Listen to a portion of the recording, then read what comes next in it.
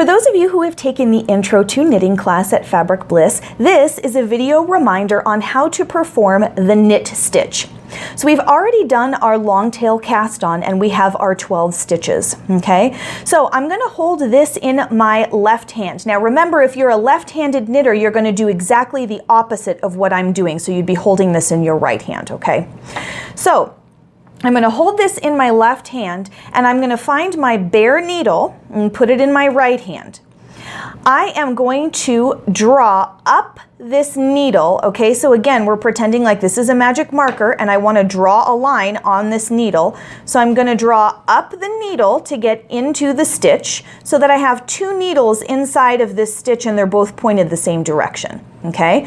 I'm going to make an X here so that I can hang on to all of this mess with my left hand very precariously, okay? You'll notice that the bare needle is behind. I like to say in class, bare behind, ha ha ha, that way you'll remember.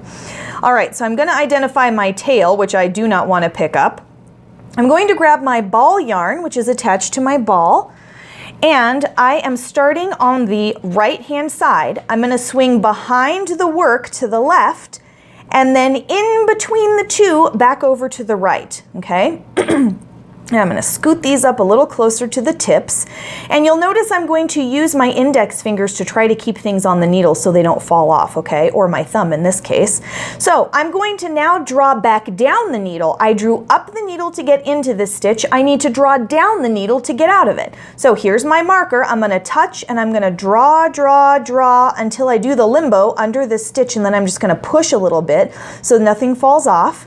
Now I'm going to slip, so I'm going to kind of scooch everything up, and I'm just going to lift my right needle up, up, up, up, until that guy pops off of the left needle and is now on my right needle. Now, because this is the first stitch after our cast on, this tail always is a little problem, so I like to give it a little snug like that, okay, just a little tug.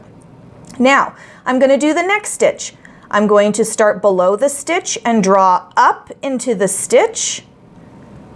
Do my wrap around my bare needle, draw down the stitch, and then slip it off.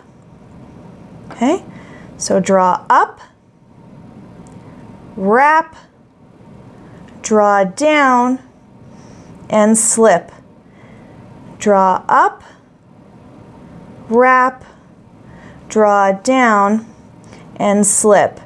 Now you'll notice that when I am doing my draw down, look at how the yarn is kind of tangled in my right hand over here, and it's kind of taut right in here. That is called tension. You want to be sure to keep a little bit of tension on there. If you don't, it kind of makes it difficult to see how I can't really get under there very well at all. It kind of becomes, you know, I split my yarn and ugh, okay, now I got it. So if you hang on to that ball yarn, then it makes it much easier to execute this, okay? You will also notice that I am holding my needles very close to the tips.